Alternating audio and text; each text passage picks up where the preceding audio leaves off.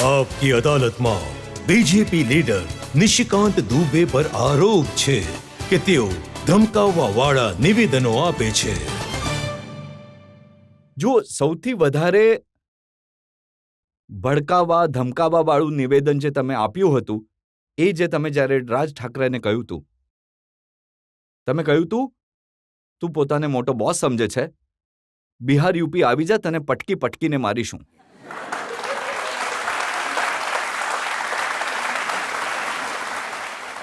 જો લડાઈ શું છે રજત? લડાઈ એ છે કે બિહાર, ઝારખંડ, ઉત્તર પ્રદેશ, બંગાળના લોકો મુંબઈ જાય છે, મહારાષ્ટ્ર જાય છે, અને મહારાષ્ટ્રના લોકોને લાગે છે કે ખાસ કરીને મુંબઈના લોકોને લાગે છે કે આ અમારો જ ભાગ જે છે કાપી રહ્યા છે અને બિહારીઓને જે છે કબજો થઈ રહ્યો છે, અને અમે આ દેશમાં સૌથી વધારે ટેક્સ પે કરીએ છીએ। જો મુંબઈ નહીં હોય, મહારાષ્ટ્ર નહીં હોય તો કદાચ આ દેશ નહીં ચાલી શકે। આ જ આટલા વર્ષોથી આ જ આંદોલન છે।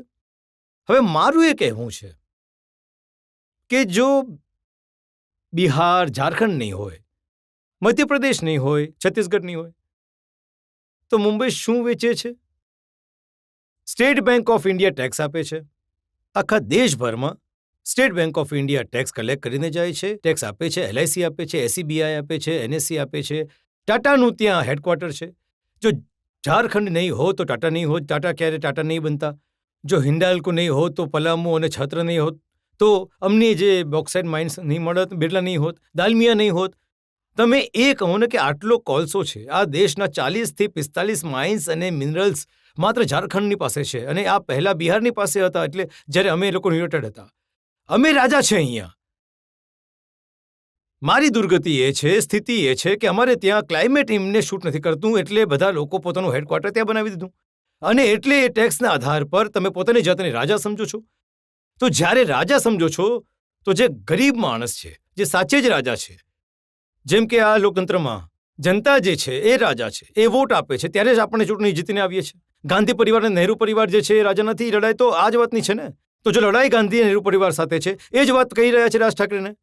જોડે સમજ પડી તો પડી, નહીં પડી તો પછી નહીં પડી। અને સમજાયું, એમણે કહ્યું મુંબઈ આવો, ડૂબાડીને મારીશું। હું 4 વાર મુંબઈ જઈ આવ્યો છું, એના પછી હું 4 વાર મુંબઈ ગયો છું, અને હું જે છું NCPના જ નેતાઓને મળ્યો હતો। પણ તમે તો સુપ્રીમ કોર્ટને ધમકાવી દો છો।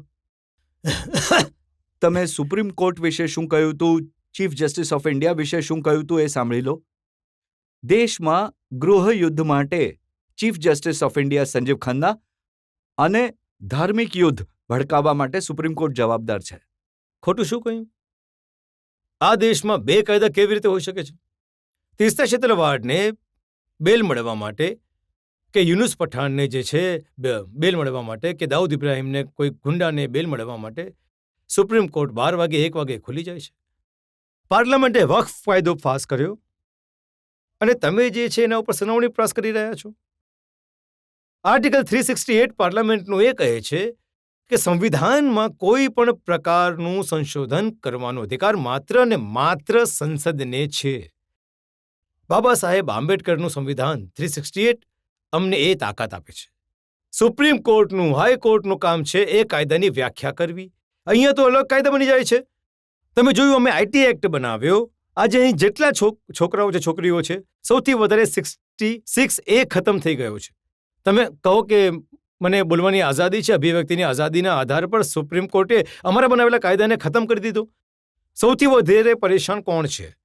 મહિલા, બાળકો, ગ્રામીણ લોકો જે ડિફેન્ડ નથી કરી શકતા। અમારા જેવા લોકો પર કોઈ અસર થતી નથી। આપણી પાસે તો ભારત સરકારનો કાયદો છે, 1 મિનિટમાં અમારી વિરુદ્ધ કોઈ ફેસબુક પર, એક્સ પર કે કોઈ વસ્તુ છપાશે, એ તરત ફેક્ટ ચેકિંગમાં જશે અને ખતમ થઈ જશે, ઉડી જશે। પણ આ છોકરીઓનું શું થશે? એમનું શું થશે? સુપ્રીમ કોર્ટ જો એની પાસે જશે તો વક્ફ પછી શું થશે?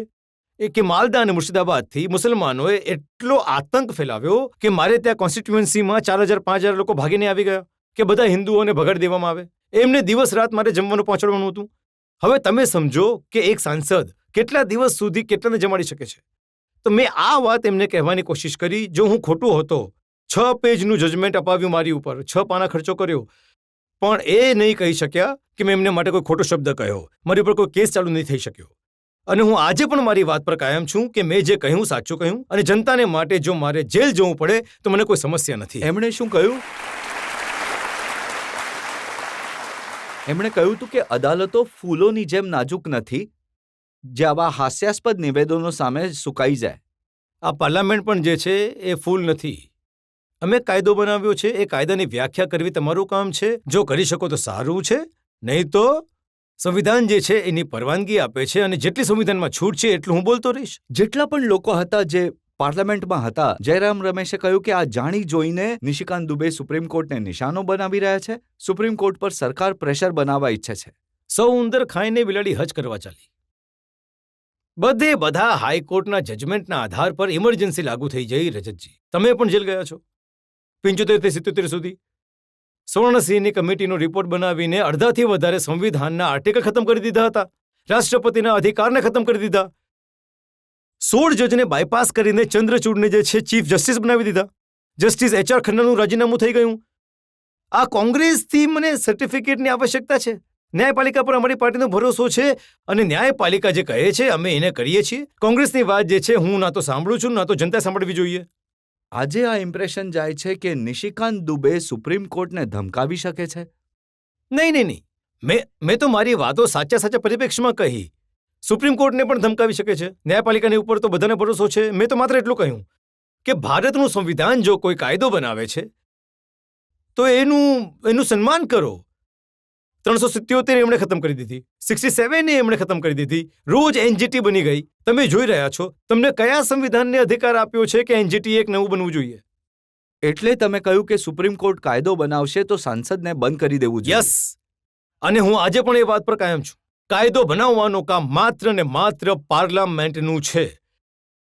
સુપ્રીમ કોર્ટનું કામ એને માત્ર એક્સપ્લેન કરવાનું છે. એ કાયદામાં શું લખાયું છે અને એ જ કહેવાનું છે. સુપ્રીમ કોર્ટનું કામ કોઈ કાયદો બનાવવાનું નથી. તમારા માટે એમણે કહ્યું છે સુપ્રીમ કોર્ટે સાંપ્રદાયિક નફરત ફેલાવવાની કોઈ પણ કોશિશને, હેટ સ્પીચને લોખંડના હાથથી પતાવીશું. તો કેસ કરાવી દેતા ને. આટલું લખીને જ કેમ છોડી દીધો? આનાથી પણ આગળ વધવું જોઈતું હતું. 8 પેજનું જજમેન્ટ તો તમે બરબાદ કર્યું મારા ઉપર. તો કહી દેતા નિશિકાંત દુબે ઉપર ડિફેમેશન કરો, નિશિકાંત દુબે પર FIR કરો, નિશિકાંત દુબેને જેલમાં મોકલો. હવે તમારી પોતાની પાર્ટીના નેતા રાજીવ પ્રતાપ રૂડી એ કહે છે કે નિશિકાંત પોતાની સરકાર ચલાવે છે અને અમિત શાહના નામનો ઉપયોગ કરે છે.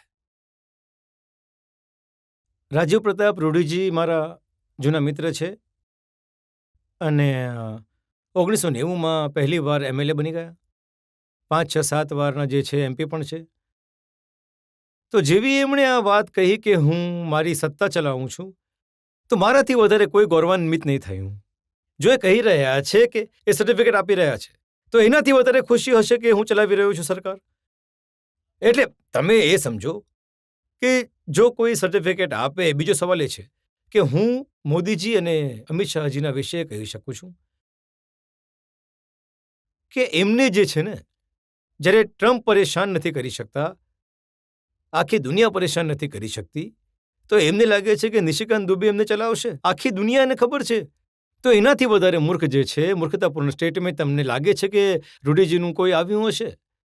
તો રૂડીજીની 2 વાતોથી હું ખુશ છું. એક તો હું ચલાવું છું, અને બીજી વાત એ કે લીડરશિપને એ લાગ્યું કે કોઈની ઉપર ખોટો આરોપ લગાવી શકે છે.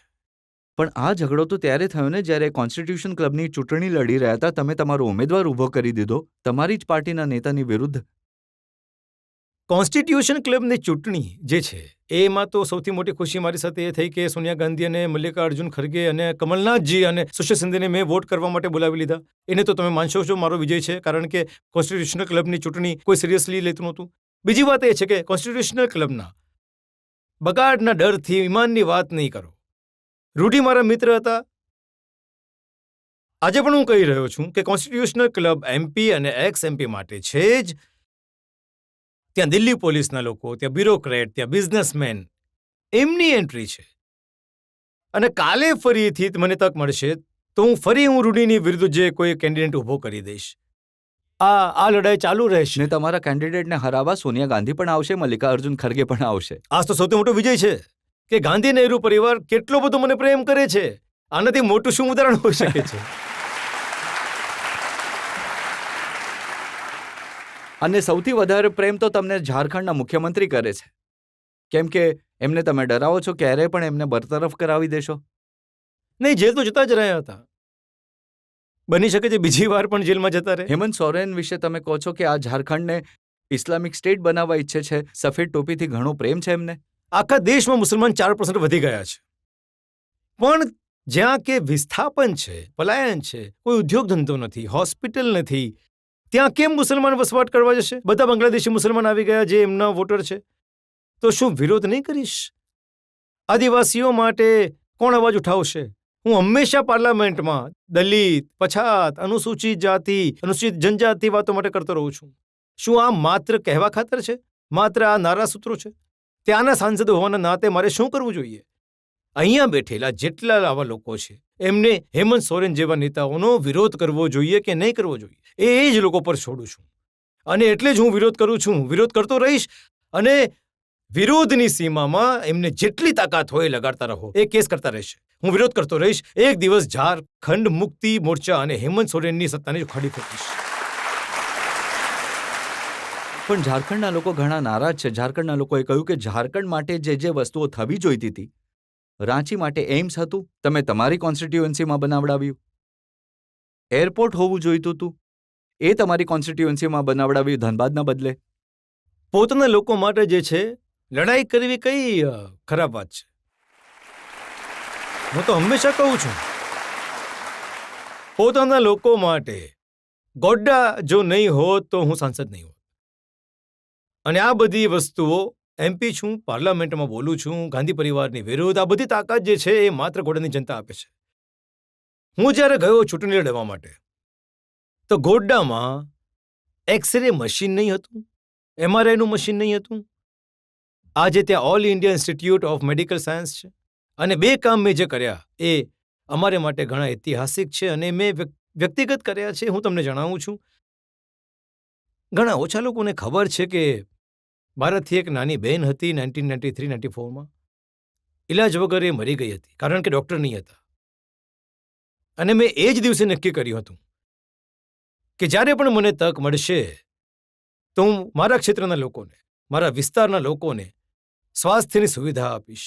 મને ગર્વ છે, જ્યારે પ્રધાનમંત્રીજી ગયા હતા 2022માં તો મેં આ સમયે એમને આ વાત કરી હતી કે જે કોલેજમાં મેદાનમાં તમે છો, દેવઘર કોલેજ મેદાનમાં અહીંયા જે મારી સિસ્ટર ભણતી હતી, અને દુર્ગા પૂજાની રજા પછી એ ફરીથી કોલેજ નહીં આવી શકી, ઇલાજ નહીં થઈ શક્યો, ડૉક્ટર નહીં મળી શક્યા. આજે all India institute of medical science મેં બનાવી દીધી. હું મારી બહેનને નહીં બચાવી શક, પણ સેંકડો બહેનોને તો હું રોજ બચાવી રહ્યો છું. એ જ મારી માટે મોટી વાત છે.